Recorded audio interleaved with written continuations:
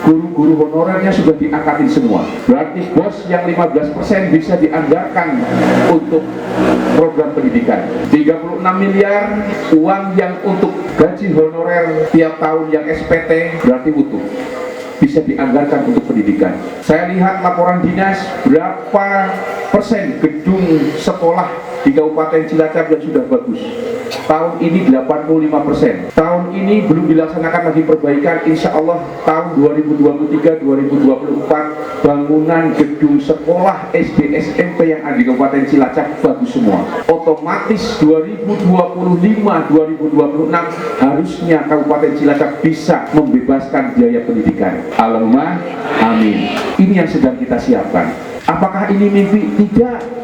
Ini tidak mimpi, tapi sesuatu yang sedang kita rencanakan agar Kabupaten Cilacap betul-betul sejahtera. Bukan berarti harus ngasih duit. Karena saya yakin yang namanya kesejahteraan itu bagaimana urusan administrasi kependudukan lancar, kesehatan dijamin kesehatannya, pendidikan dijamin kependidikannya. Insya Allah inilah yang dinamakan Kabupaten Cilacap yang sejahtera. Gumun juga. Makanya saya cerita, ada orang, Mas Didi, apa jenengan mau nyalon bupati? Kalau Allah menghendaki, kenapa tidak? Karena apa? Karena saya juga kadang berpikir, bukan saya kalau ngomong saya pengen nyalon bupati, bukan hanya ingin jadi bupatinya, tapi paling tidak konsep kesejahteraan masyarakat inilah yang mendorong bagaimana ingin terwujud di Kabupaten Cilacap. Makanya Abi hoyong ke masyarakat Desa Jedang, Sarang Sindang Sari, ayo didoakan agar anggota DPRD Kabupaten Cilacap pada sarehat, amanah, manfaat, berkah, yang utama selamat dunia dan akhirat. Karena insya Allah kami di sana berpikir bagaimana kesejahteraan masyarakat ini terwujud. Abdi enjing dinten Rebo ke Jakarta. Ke Jakarta juga sama. Kita akan meminta ke Jakarta agar nanti BPJS yang dibiayai oleh APBN itu ditambah Kabupaten Cilacap. Karena nanti kalau kita sudah mencapai dengan UHC, insya Allah yang namanya BPJS itu kudu nungguan aktif 14 poin. Kalau target masyarakat kita sudah 95% sudah punya BPJS, entah itu BPJS mandiri atau yang dibiayai oleh APBN, APBD provinsi, itu nanti kalau yang bikin BPJS hari ini besok langsung aktif. Ini yang sedang kita kejar. Terus kita program nasional stunting Pak. Kami kamari rapat izin dinas kesehatan. Stunting di Kabupaten Cilacap ada berapa? Ada 5.000 yang stunting. Ibu hamil kek, paham Bayati, hamil kek itu kekurangan energi kronis. Kita ternyata lupa menganggarkan, hanya menganggarkan 287 juta. Setelah dihitung hanya cukup untuk ngasih susu box untuk 300 ibu hamil kek. Wah, kita kelabakan, kita undang dinas, kita lapor UPJ. Kita minta penanganan stunting serius. Jangan untuk 300 orang, tapi seluruh ibu hamil kek harus dapat susu box selama 3 bulan. Alhamdulillah, kita rapat, kita kejar tayang, kita minta ke perusahaan-perusahaan besar. Ada dari Pertamina menyumbang 269 juta untuk beli susu. Terus ada lagi S2P nyumbang 2.000 box susu. Karena kita butuh 30.000 box susu. Kadang Abi mun mikir terus rapat, Pak. Kadang dia anu ngarinungan saha gitu. DPR suruh mikir. Tapi inilah yang harus kita pikirkan ketika kita cerita tentang masyarakat. Itu jadi kinerja DPRD itu begitu dalamnya memikirkan kesejahteraan masyarakat. Tapi tidak hanya itu, di pundak kita juga ada sebuah tugas yang mana tidak hanya memperhatikan dunia saja, tapi kepentingan akhirat juga kita pikirkan. Yaitu satu contohnya, Nahdlatul Ulama tahun ini dapat 8 miliar biar berjalan kegiatan Nahdlatul Ulama. Muhammadiyah dapat 7,5 miliar. Bantuan operasional TPQ Madin Pondok Pesantren kita anggarkan 5,7 miliar. Nah, ini pelakunya ini Kemenag.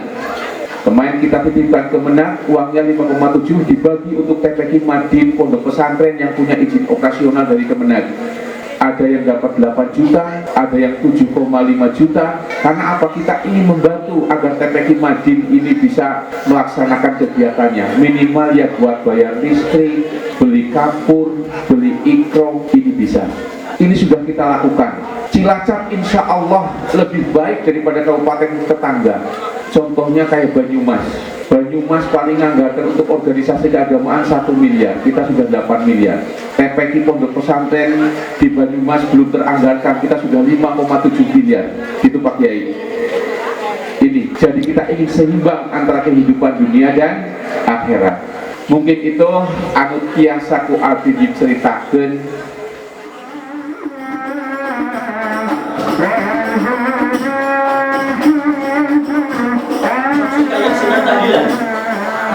Ngumpul betul.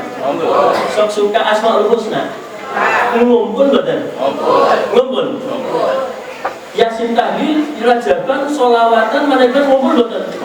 Kan jadi lagu bahwa kita memang seneng ngumpul. Nek di lagu kepripun?